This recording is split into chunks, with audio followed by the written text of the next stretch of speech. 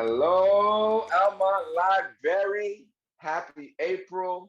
We are here for the career series for the Young Adults Division. I am your host, Matpreneur Matthew G. Pierre. And today, as you can see, we are with the wonderful Miss Teresa Wright. She is a systems engineer at Disney World in Florida, Orlando, Florida. Thank you for coming on and talking to the youth in Elmont about your profession and how you got there. And we're going to ask you some questions and pick your brain so that we can enhance the youth's lives around us. Welcome to Elmont Library's Career Series. Thanks for having me. You are a systems engineer at Disney World. If you could just tell us what is that job like? If I go to apply and I see that there, what does it say? So systems engineer is kind of vague because you can do a lot of things. Systems in general, on my team, I work with the show systems design team. So in particular on my group, we're dealing with all of the show aspects of an attraction. And my team does everything from Disney Cruise Line shows, the entertainment shows inside the parks, to an attraction where there's show elements like audio, lighting, video effects. My team writes the software that brings all that stuff together. So my day-to-day normally looks like writing software. So most of my day is writing code, but it also involves talking to my coworkers in other divisions of work. So if I have to talk to my partners that do show queuing, I need to have meetings with them to figure out how our systems are going to integrate together. So how is my computer going to talk to their computer? We get all down to the details of the nitty-gritty of what byte are you sending here, and what does this first byte mean, and what does the second byte mean? But there's a lot of variety on my team, but it's mostly software and a lot of meetings to talk to people and make sure everybody's on the same page. That's nice, very nice. And so how long have you been at Disney in this role? In this role, I've been here about 5 years. I started out, before that, I did some internships with some other groups. My foot in the door with Walt Disney World was on the Disney College program. I spent a semester while I was in my undergrad the Disney College program where you work on frontline roles for a semester. You can leave your university and come down to Disney World and work at a guest-facing role. So I worked in merchandise at Epcot, and that was a great foot in the door. I took some courses. I got a lot of networking experience. That was really, really awesome. And then went back to school, finished my degree, and then came down and did some internships with a couple different groups before I really nailed down what I wanted to do. Yes, you said you finished your degree last year. I did, yeah. That's one of the great things about working at Disney. They have an educational reimbursement program. Okay. So I finished my bachelor's degree, spent a couple of semesters at grad school before coming back to Disney, but I never finished my graduate degree. And then once I got here, I worked full time on in my real job, and then took about one course a semester to finish my master's degree over like 2.5 years. So, congratulations for that. I know it's not easy. Thank you. It was a lot of work. I noticed some schools that you went to. You went to the University of California, University of Florida. Of course, you got your master's. Indiana University, and one university that I want to talk about is the University of Wollongong. Can you tell us about that experience and what was that? So that was a study abroad semester that I did for my last semester of my undergraduate experience. I knew that when I went into college, I wanted to do a study abroad somewhere. And I don't really remember why Australia stuck out in my mind, but it seemed like, because I got my undergraduate degree in astronomy, and I was naively, I guess, assuming that, Australia is great for astronomy, which they do have some great universities in astronomy, but I think I just kind of wanted to travel the world. So we picked Australia, and that was the university that we chose. And me and my partner, he went to a different university, and he was able to study abroad at the same place. So that was kind of fun. We got to travel around Australia. It's just outside of Sydney. Yeah. Okay. So Sydney's the capital of Australia, correct? Mm-hmm. Okay. So you got to see the big city life in that country. Yeah, it was neat. It was because we flew in and out of Sydney everywhere we went, and then the university was probably like an hour train ride south of Sydney. So we got a little bit out of the city life, but it was a gorgeous campus. It was right on the coast.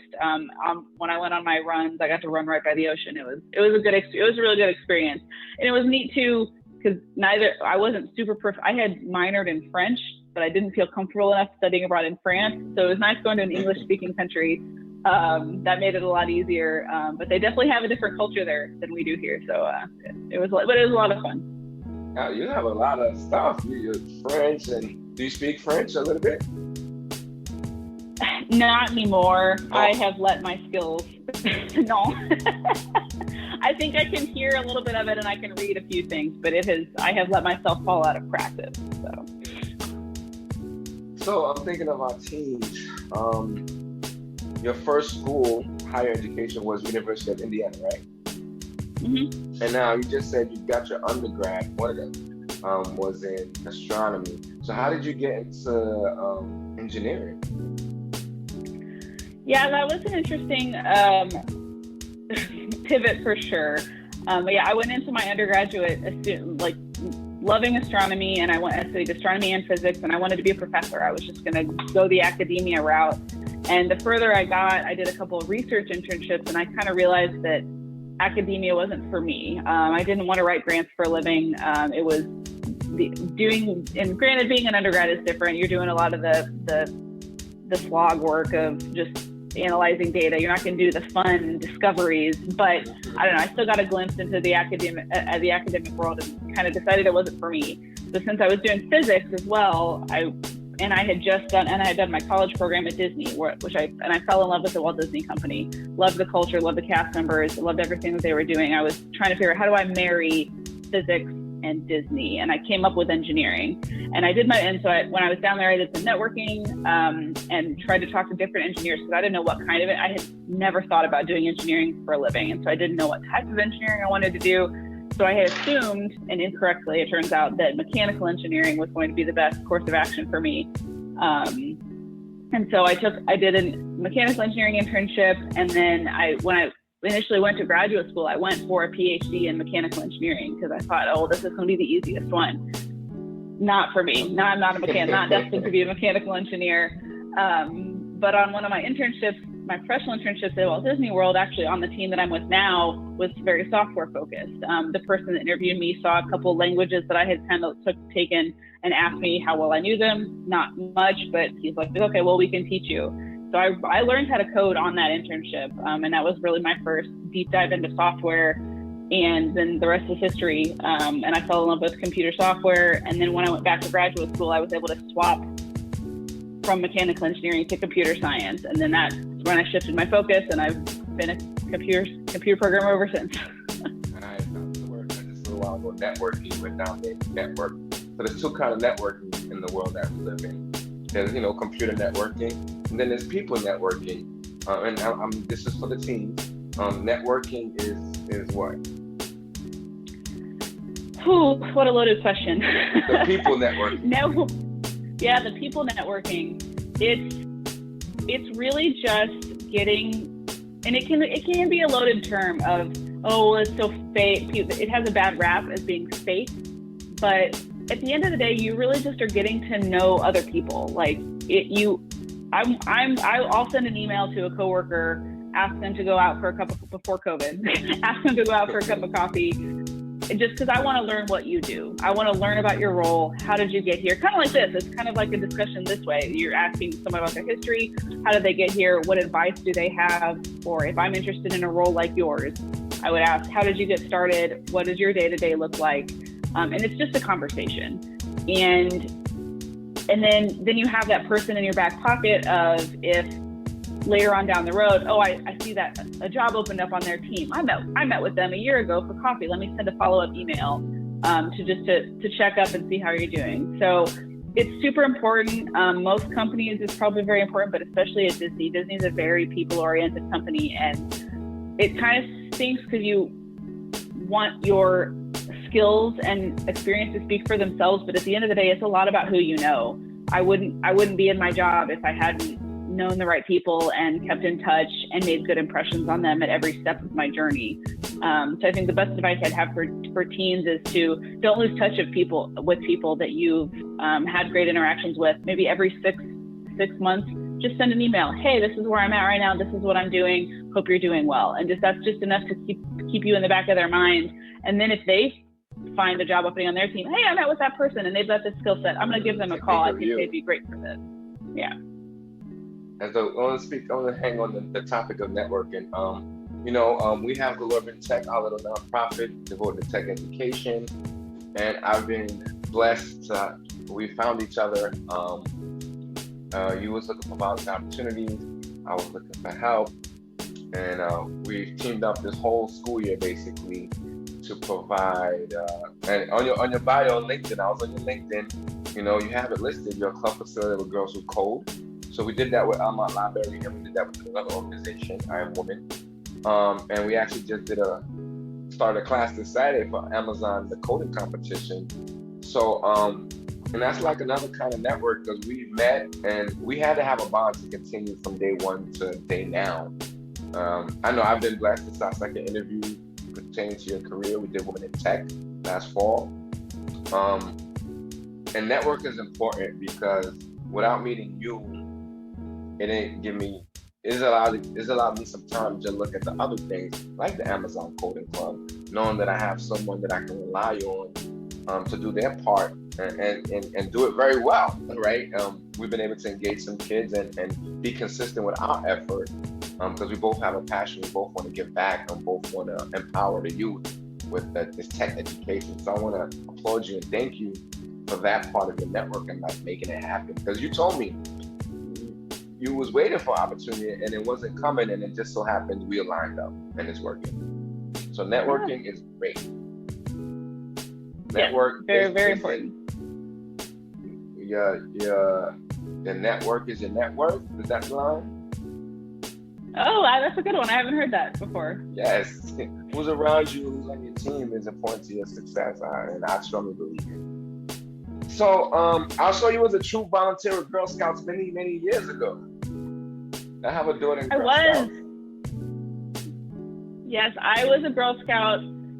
I was a Daisy through, I think I made it through junior. I didn't finish to senior, but yeah, I was a Girl Scout for most of my young life, and really got a lot out of the organization. My mom was a cookie mom, went to camp. I learned a lot about leadership skills and teamwork through the Girl Scouts. And then when I first moved to Florida, similarly, I was looking for volunteer opportunities. How can I get back? And reached out and got connected with a troop and did a little bit of volunteering, and then moved away and came back. And so I have fallen out of volunteering with the Girl Scouts, but I know that I'm destined to be a troop leader in my future one of these days. So I need to get back to volunteering with the Girl Scouts. I might have an opportunity for you soon. Okay. The business is going to be happening in Central Florida. Orlando, not too far. All right. That's dope. So you're from Indiana, and I know for a lot of kids that I interact with, in your youth, were you around tech talk? Were you around tech things? Was that what motivated you to get into this area, or did you not have that time? Which one did you have? Probably somewhere in the middle. So my mom was a data systems analyst. She worked for a pharmaceutical company, Eli Lilly. And so she was very computer oriented. She was always on the computer. And it was actually funny. She tells me that I said at one point to her, I'm never going to have a job like yours. I don't want to sit in front of a computer all day. And granted, I don't always sit in front of a computer. I do get to go into the parks and apply my computer stuff. But so she impressed upon me that being a tech is all about sitting in front of your computer, but it's not. So luckily, she was very on top of the tech trends. So we had a personal computer growing up. I remember distinctly playing some computer games, but it was mostly for fun. I didn't get the coding bug until college, actually. I wish I had been able to learn how to code earlier. And then I think I built a website in 5th grade. There was an extracurricular computer class, but it was not super heavy focused. So if I could go back and do it all over again, I wish I had learned to code at a younger age, because I think that would have really helped me where I'm at. Yeah. Definitely. I noticed that you've interned, more than once, I believe. And how has interning impacted your life, helped you grow? Yeah, internships are awesome, and what obviously it depends on the field, but obviously try and get a paid internship if you can. Don't immediately go straight for those unpaid ones. They can provide you experience, but a lot of companies will pay their interns these days, and I've been very lucky that all of my internships have been paid. But they're a great first step in that networking process we talked about. Networking is super important, and you're exposed to new people. I met my current partner on an internship that I did in Arizona. So you just never know who you're going to meet in these situations. So I did an internship in astronomy one summer. I did an internship in mechanical engineering another summer. And you meet new people and you learn new things, and it exposes you to new types of experiences and new information. And then you pick up those networking contacts as you go. There was my first internship with Disney, actually, after the college program, was in unemployment administration, just to get my foot in the door. It had nothing to do with science, nothing to do with engineering. But I took it because it was going to help me network with new people. And I loved my leader. I loved my team leader. I loved my manager there. They were great people, and they knew that I wasn't interested in human resources as a career, but they taught me what I needed to know to do my job, and then they helped me get to my next step. So it's, so internships can be super valuable in just learning new things and meeting new people and expanding your network. It's amazing. It's always good hearing this from you, these little juicy tidbits. So what's next? What's coming up for you? I know we're in the COVID-19 part of life right now, along with other things that are happening. So what is going on with you for 2021? Oh boy, 2021, yes. So I've got my first dose. So everybody go out and get vaccinated if you can, very important. So I'm very much looking forward to life getting back to normal soon. First step is going to be trips to visit family. Our family lives in Indiana and California. We haven't seen them in over a year. So looking forward to getting those trips on the calendar. And then, travel is a big one for 2021. As far as my career is concerned, looking for the next step, looking for new opportunities to lead a project. I'm right now working toward a senior systems engineer promotion. So I really like where I am, love what I'm doing, just want to keep learning more and expanding my knowledge. So there you have it, Elmont young adults. That was Miss Teresa Wright, systems engineer at Disney World, Orlando, Florida. If you want to ask her a question, she has told before, feel free to hit her up, reach out. You can reach out to me, Matpreneur, reach out to her, Teresa Wright. Even reach out to your librarian, Miss Tahira. To ask that question, we'll get an answer for you. And we look forward to doing more with you together and on other projects. Thank you so much. Yeah, thank you so much. Thank you. Have a great day.